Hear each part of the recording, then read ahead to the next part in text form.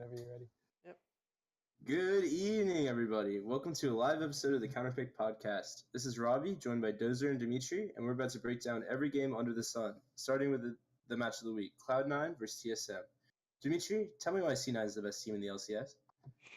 I don't know if I'm really willing to commit to C9 being the best team in the LCS right now. I'm Fake. No. They're top 2 for sure now that they've bested TSM in a dominant fashion. That game was very one-sided.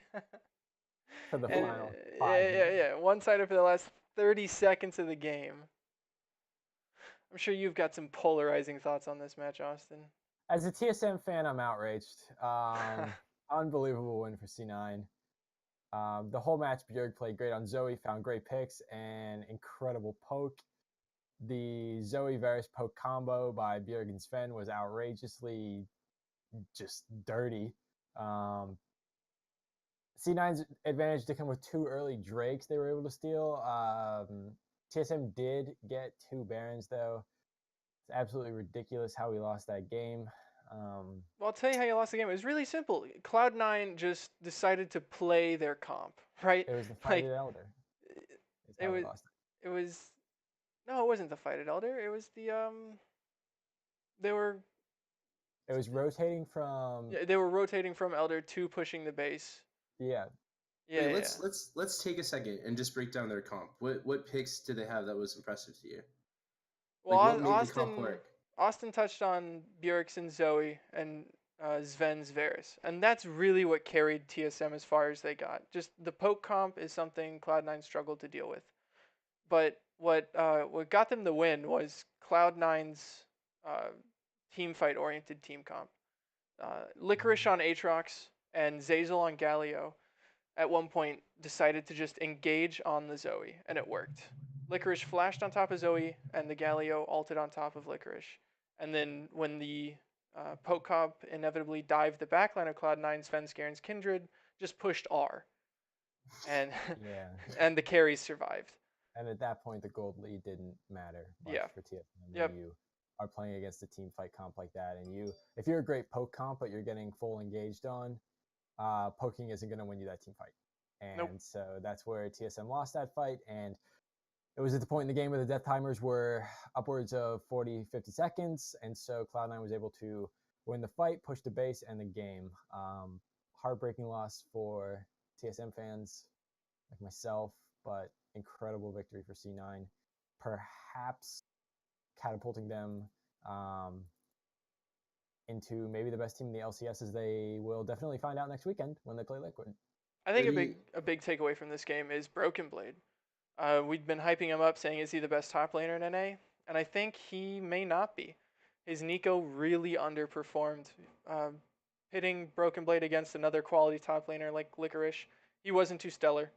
He maybe won lane, maybe went even, but he did not find himself in the mid and late game. He really kind of just floundered around the map with some bad ults and no pressure. All right, talking about individual player strength, is there an MVP, like a personal MVP pick you'd pick for these matches? For this match in particular, geez, I want to say Bjerg, but they lost. My mind also went to Bjergsen. Can we give the MVP to a loser? Bjerg really played out of his mind. He did play really well. I think if I had to pick an MVP from the winning side, I would just pick Sven Skaren. He's the one in that last team fight that won in the game. He's the one who initially queued forward onto Bjergsen, which was the initial engage, and then from there Licorice flashed on top of him, and then he also decided to push R. So those two things combined makes him the most valuable player. For the sake of argument, we'll give it to Niski, a 6 KDA. He was able to hold his own against Bjerg, who was absolutely ridiculous. So I think he kept the team from falling too far behind when Bjerg was really carrying TSM throughout that. Yeah, it's really hard to debate that. I'm with you on that pick. So going on to our next game, Golden Guardians versus 100 Thieves. Well, any insights from that one? GGS started strong. Froggen, just like Bjergsen was on Zoe, was absolutely great. A lot of poke. Someday was having his way with Haunter. When you flip it around Absolutely, for yeah. 100 Thieves, just that's an understatement. Is Haunter getting wrecked in the top lane? But I'm gonna let the 100 Thieves superfan take it from here, and maybe he can touch on this awful Baron call by his squad. Tell us a little bit The about how Baron that call went was down. heartbreaking. The Baron call was heartbreaking. The Golden Guardians were on the Elder Dragon. Actually, no, 100 Thieves was on Baron first, and in response to that, Golden Guardians then went to Elder Dragon, and then Mm-hmm. instead of finishing the Baron, 100 Thieves pulled off and decided to rotate to the Elder Dragon, but were simply too slow. The Elder Dragon went down before they even got to the mid lane, and then they ended up getting nothing for that trade. And the Elder Mm-hmm. Dragon was specifically big for Golden Guardians because I think they had, um, how many dragons they had? At least 4. 5. They had 5. Yeah. When they Okay. killed They the had Elder, all. they had 5 dragons, so it was just a huge buff for them. Mm-hmm. Ended the game 7-0 in Dragons, but absolutely awful call by 100 Thieves to not stick on the Baron, to not trade that for Elder, to Yep. lose Elder, and then just let GGS roam up to Baron and take it without even a team fight at Baron. You gave up Baron and Elder for free. Yeah, I ultimately think that is what cost them this game. But once again, I have to talk about the draft here. It's embarrassing to have to keep repeating myself how this team wants to be a fast-paced team. They want to be an early game 20-minute winning team that wins off their star power, but they keep drafting these Zax, Ezreals, and Victors and want the team fighting late game scaling comps, especially when they give the likes of Lucian, Zoe, and Gragas to the Golden Guardians. Of course they're going to lose this game. They're not playing to their strengths, and they're giving the best champions to the enemy team. Okay, wait. So redraft this for me. What would be some of your picks in this situation?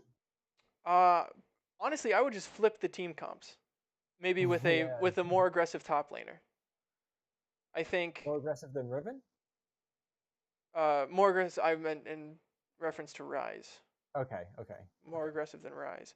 I think in place of the Gragas, Anda has played Elise before. Elise is also very early game, high pressure champion, so that could have been in place of the Gragas. Huhi's Zoe is very good. We've seen it before, and as we saw on day 2, Zoe was 100% pick ban in those 5 games. So I think it was a big mistake for Prolly to let the Zoe slip through. And then for bot lane, I will concede Ezreal is Bang's best champion, but Ezreal doesn't really turn online until he finishes his second tier. So they Zero really need kills. they really need to start picking some stronger lane phase champions like the Lucian. Or maybe switch him onto a Cassio or something, or an Aurelia like we saw Clutch and Echo Fox do.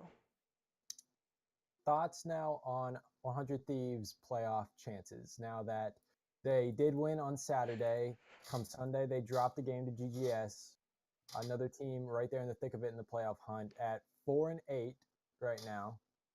Do they still have a chance at making that late season push into the top 6? I think they themselves have given up on the playoffs because I did hear a rumor off Reddit. Not too sure how much validity is in this, but 100 Thieves is considering starting their full 5-man academy roster for both games on week 7.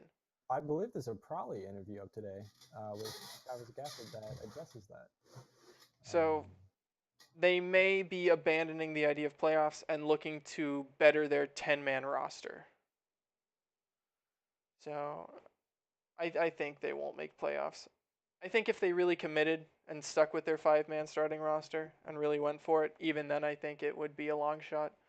Looking at the standings, the other teams that are tied with them for wins, I don't think they beat in a head-to-head matchup right now. 100 Thieves is just looking really shaky. So you guys think? I mean, it's widely believed right now that Liquid's probably the best team in the LCS. Did they prove that in their match versus CLG? Total stranglehold against CLG. Ugly match. Ugly match. Not much to talk about other than just harping on Team Liquid being in control of that entire match. I mean, they finished 10k gold ahead, 11 towers to CLG's 2. Total objective control. It was just a stranglehold on CLG in the entire game. CLG was never competitive. They weren't they weren't as far behind as maybe other teams against Liquid have been, or as far behind as CLG has been against other teams, namely TSM. But they were never in it. They were never a threat to win that game. No, they weren't. But the redeeming qualities of that game for CLG is that none of their members looked individually weak in this matchup. No. Uh, Darshan had a great weekend. Yeah, Darshan played well. Power of Evil and Stixxay both did decent in this game. They did what they could in the team fights and with the front line that they did have. But I think that is the positive coming from this, is that CLG is continuing to prove that they are focused on their team play. They're not trying to get these early wins with some cheese tactics or just a hyper-aggressive team comp. And I think CLG's team play might be better than a lot of the other teams in the LCS right now. I think the only people that may have them beat really are FlyQuest, Liquid, and Cloud9. So I think based on this game, even though CLG did lose, I think it's extremely likely we see them in the playoffs. I don't think this was a bad loss for CLG. I mean, you lost to the best team in the league. There's no shame in that.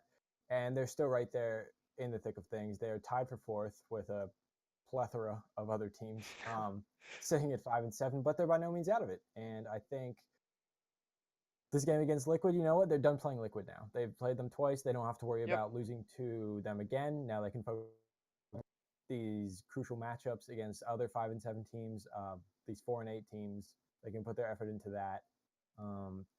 But I mean, as far as Liquid goes, this was just a decisive win for them. They should feel as confident as ever. Big game for them next week, though. But we'll touch on that later in the week in one of our other videos. Be sure to come back, check us out then. We'll definitely talk more about Liquid and their matchup against Cloud9 upcoming. All right, so let's finish this week up then. Any important thoughts or takeaways on Echo Fox versus Clutch? Honestly, Echo Fox versus Clutch, not a lot to touch on there. It was kind of just a classic NA fiesta. Both teams just kind of ran their heads into each other until someone won. It was an incredibly high kill game, incredibly long game. And for the length of the game, only one Baron was taken, which is incredible because, like I said, they were both just running their heads into each other at the Baron pit. And fight after fight, two members of each team would limp away with half health and nobody could take the Baron. So it was just a poor showing from both teams. I think we saw a lot of star power come out for both Wild Turtle and Arrow. Both their AD carry mechanics looked really clean. They both played the fights very well. But just on a macro level, I think both teams looked surprisingly weak. I would expect. Is the game not Echo Fox Clutch? Are you analyzing Optic FlyQuest? Which game are we analyzing? I am talking about Optic FlyQuest. Is that not the game? If we want to talk about Optic FlyQuest, then it was boring. I thought we were talking about Echo Fox Clutch. I was a little. That must be my bad. No, I agree. The game was slow in the mid game. It was slow all game. It was explosive late game. If you managed to just like take a cat nap through the first 25 minutes and kind of wake up and catch the end team fights, it was really exciting. But it wasn't a good showing for either team. The only drama at the end was really Optic giving up an inhib but securing Baron, while they also got a second Elder, and then the game ended shortly after that. A little bit after 40 minutes. So pretty slow until that end there with that inhib for Baron trade. Not much happened. Yeah. Well, it did look bad for both teams. It was a big win for Optic though. Puts them in the tie for fourth at 5 wins. It's a very real possibility we see this team make their push for playoffs. And I do think all the teams with 5 wins, being CLG, FlyQuest, Optic, and Golden Guardians, are really the only other 4 contenders for playoffs. I think the 3 teams at the bottom simply won't make it. I won't say they're out of it, but I agree that they won't make it. I will say, to note, it's very disappointing if you are an NA fan exclusively to see that your region has 7 teams below 500. First to third are the only teams in the entire league with a winning record. If we juxtapose that to EU, I think maybe the only teams without a winning record, or at least 500, are probably 9th and 10th. Being Rogue and XL. It seems like a much more competitive field across the pond than it is over here. While it's still exciting, I mean, teams are still close in the standings. It could be very disappointing if you're an NA fan and you see that half your playoff teams don't even have a winning record. It might be a little discouraging heading into the playoffs. Yeah, I think playoffs are going to be very predictable once we see what the matchups are.